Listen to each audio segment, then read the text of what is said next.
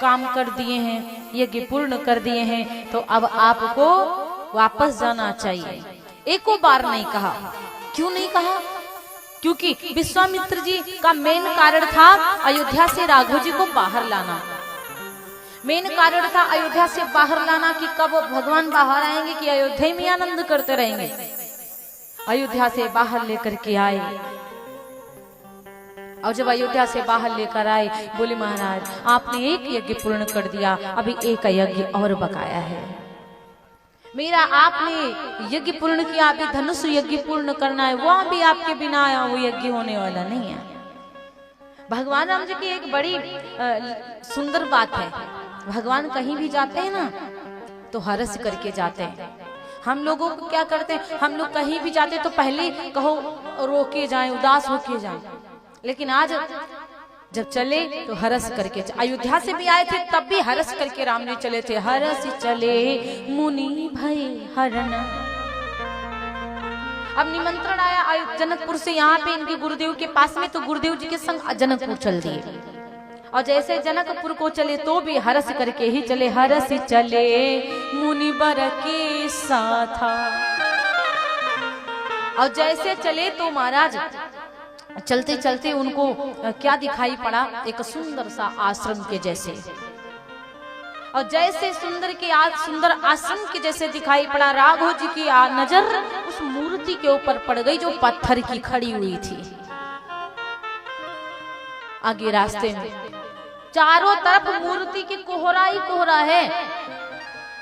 और जब चारों तरफ राघव जी ने कोहरा देखा, वहां पर ना कोई पशु ना कोई पक्षी, तो आज गुरुदेव जी से पूछने लगे कि ऋषि आश्रम से कोई पुण्य थली, पर आजू लगे उजड़ी उजड़ी। हे गुरुदेव, नर नारी नहीं पशु पक्षी हुना, सुनसान दशा बिगड़ी बिगड़ी।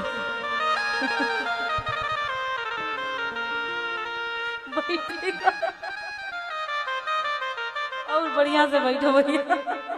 देखा, हम लोग को सब कहने लगते हैं कि थोड़ा सा एक भजन और सुना दो, आज थोड़ा जल्दी हो गया। अब पूछो क्या हाल होते बैठने पे। हम लोग का क्या होता है, यहाँ से गए महाराज, वहां पे आराम करने के लिए बैठ, तब भी माताएं बहने चार आती हैं, बतियाना पड़ता, बोलना पड़ता, तो बैठे के हाल पूछो क्या होते हैं। और एक बात आप लोगों से बता दूं, चलते हुए रास्ते में कोई चरण स्पर्श ना किया करे। ठाकुर जी हाथ में होते, कहीं एक बार ऐसे एक मैया आ गई आगे, तुरंत अचानक से चरण छूने लगी, वो बच गए, नहीं तो गिरे थे, मेरे अंगूठे में चोट आ गई थी। तो इसलिए जिसको मतलब प्रणाम करना तो हाथ जोड़ के नमस्ते कर लो, प्रणाम कर लो, राधे राधे कर लो, लेकिन चरण स्पर्श कोई नहीं करिएगा। बाई चांस हम खड़े मिले बैठे मिले तो आराम से आके प्रणाम कर सकते हो, चलते वक्त मैया आप लोग केवल प्रणाम किया करो, बोलो राधे राधे। जैसे कहीं चोट आपको लग गई, एक लोग छूते तो फिर सबका भाव आ जाता कि चलो हम भी प्रणाम करें, तो इसलिए चोट नहीं खाना है किसी को, ठीक है, बोलो राधे राधे। तो आज गुरुदेव जी से कहा, गुरुदेव जी आप बताओ कि ये ऋषि के आश्रम के जैसे पुण्य थली लग रही है, कोई पुण्य आत्मा यहाँ पर रहते होंगे, यहाँ पे नर नहीं है, नारी नहीं है, पशु नहीं है, पक्षी नहीं है। ओ महाराज, तरु सूखे लता फले फूल तिना, गति जानन की उत्कंठा बढ़ी, कहिए गुरुदेव कृपा करके, और यह कैसी शिला गमाही पड़े। गुरुदेव जी यहाँ पर पेड़ पौधे सूखे हुए लकड़ियां हैं, और आप कृपा करके कहिए ये जो पत्थरी की मूर्ति खड़ी हुई है ना, ये कौन है। गुरुदेव जी जैसे इतनी बात सुनते हैं तो कहने लगे, गुरु पूछा मुनि शिला प्रभु देखी। वेरी गुड, बहुत सुंदर। सकल कथा मुनि कहा से। मुनि ने पूछा, मुनि से राघव जी ने पूछा, और जब पूछा पत्थरी की मूर्ति को देखकर तो पूरी कथा गुरुदेव जी ने राम जी से कही।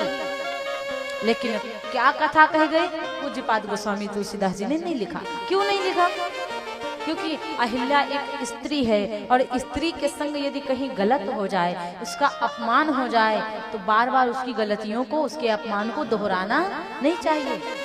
अहिल्या की कथा को सब जानते हैं, सबको पता अहिल्या के संग क्या हुआ था, पता है ना। इसीलिए बाबा ने नहीं लिखी कि एक बार गलती हो गई तो हो गई, बार बार इस बात को दोहराना नहीं चाहिए। तो उन्होंने केवल इतना कहा कि गौतम ऋषि की नारी है ये, गौतम ऋषि की स्त्री है ये, इसका नाम है अहिल्या। और जो अहिल्या है ना, अहिल्या के ऊपर श्राप है उनके पति का, अहिल्या के पति का श्राप है। अच्छा, गौतम ऋषि ने श्राप क्यों दिया सबको पता है, गौतम ऋषि ने श्राप दिया सबको पता है। इंद्र को भी श्राप दिया, चंद्रमा रात्रि के 12 बजे मुर्गा बनकर घूम रहे थे, उनको भी श्राप दे दिया। लेकिन श्राप दिया क्यों? इसलिए नहीं दिया कि इंद्र ने छल किया है अहिल्या के संग में।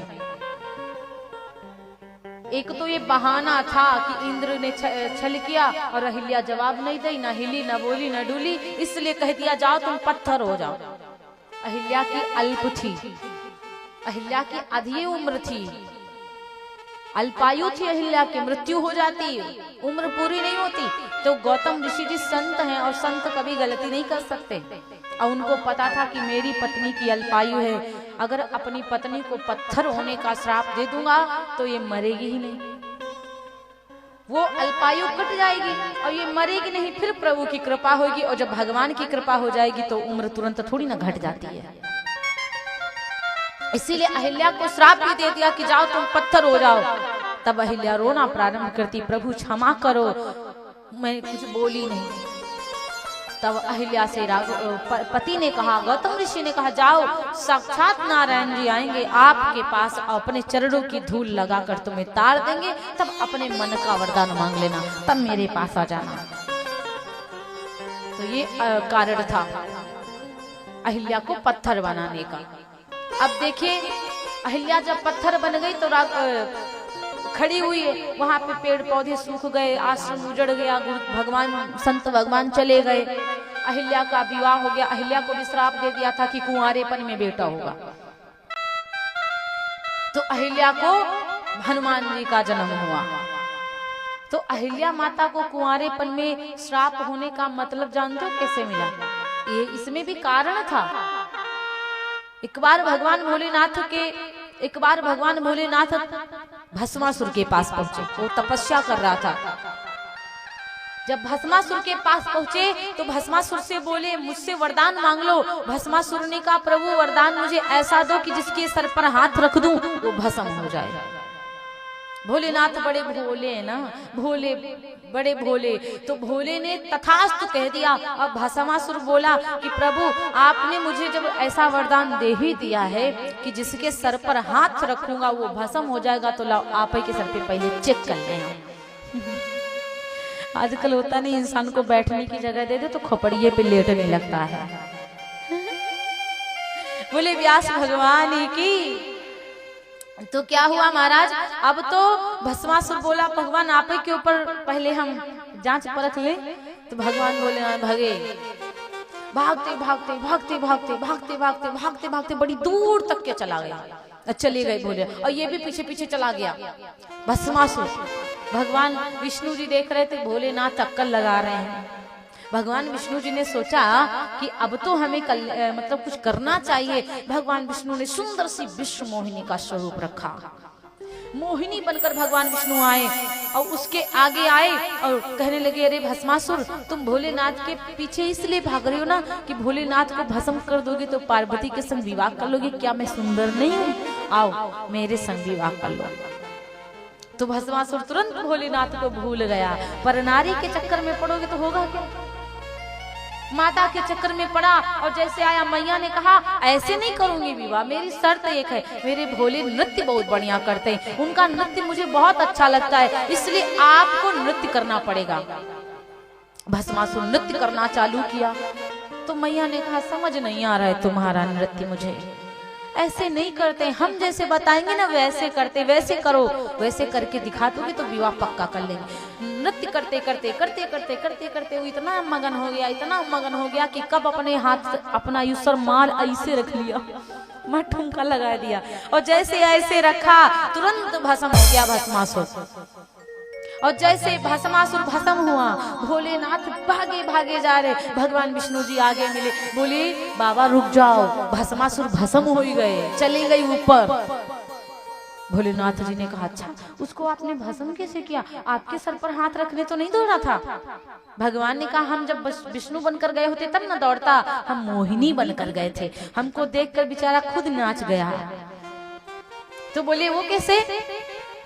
भगवान विष्णु बोले मैं मोहिनी का रूप लेके गया था तब वो भस्म हुआ है। तो कहने लगे अच्छा मोहिनी का रूप, मैंने तो पहली बार सुना, जरा दिखाओ तो कैसा होता है मोहिनी का स्वरूप। इतना पागल कब से हो गया वो, जरा दिखाओ मोहिनी का स्वरूप कैसा था। भगवान नारायण ने कईयों बार मना किया ज्यादा मेरे पीछे पड़ो ना, और भाग लिए, लेकिन भोलेनाथ उनके पीछे बाबा रुको दिखा दो एक बार मोहिनी का रूप, हम भी देखना चाहते हैं।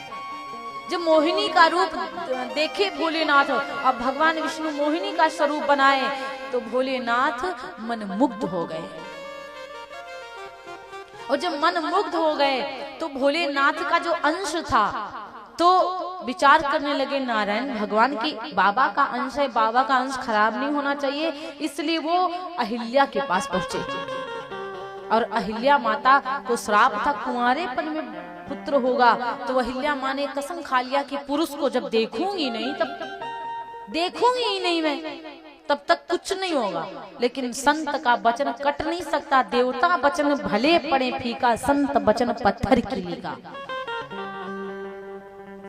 भगवान शंकर जी का अंश लेकर के भगवान श्रीमन नारायण जी अहिल्या के पास में जाकर पहुंचे, बाबा का भेष बनाया, शंकर जी भी बाबा बनकर गए।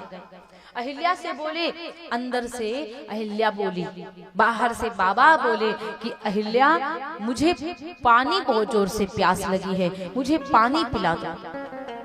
अहिल्या माता ने कहा बाबा पानी तो पिला दूंगी लेकिन बाहर नहीं आऊंगी, कोई व्यवस्था हम भीतर से, जैसे आजकल हम लोग क्या करते नलकी लेते, अपना पानी पीने का हुआ तो अपना नलकी से, तो ऐसे ही देवी ने किया, बोली बाहर नहीं आऊंगी।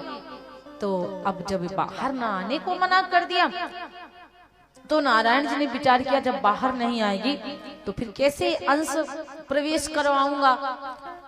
तो फिर अच्छा तो विचार किया, एक अहिल्या आपने गुरु मंत्र लिया है क्या? अहिल्या माँ ने कहा नहीं गुरु मंत्र तो नहीं लिया। तो बोले गुरु मंत्र नहीं लिया तो गुरु मंत्र पहले लेना पड़ेगा फिर मैं पानी पीऊंगा आपके हाथ का। तो बोले ठीक है। अच्छा गुरु मंत्र गुरु जी कैसे देते? कान में देते हैं ना। गुरु मंत्र गुरु महाराज कान में सुनाते कि कोई और ना सुन पाए, और गुरु मंत्र अपना किसी को नहीं बताना चाहिए।